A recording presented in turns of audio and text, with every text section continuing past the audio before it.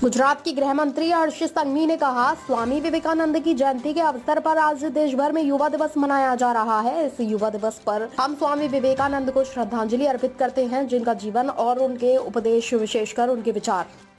युवा दिवसनी આજે સૌ યુવાઓને ખૂબ ખૂબ શુભકામનાઓ।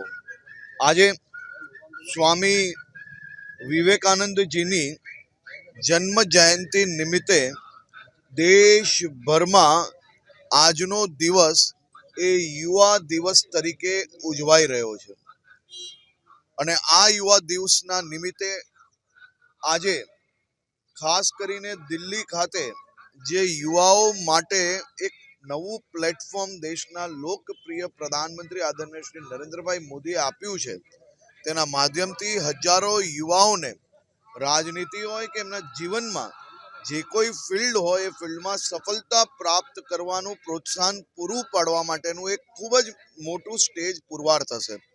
સ્વામી વિવેકાનંદજીને વંદન નમન અને એમના જીવનમાંથી અને એમની અનેક વાતોમાંથી અને ખાસ કરીને એમના વિચારો થકી આ દેશના લાખો કરોડો યુવાઓએ જે જીવનમાં વિચાર્યું હોય એ મહેનતથી પ્રાપ્ત કર્યું છે।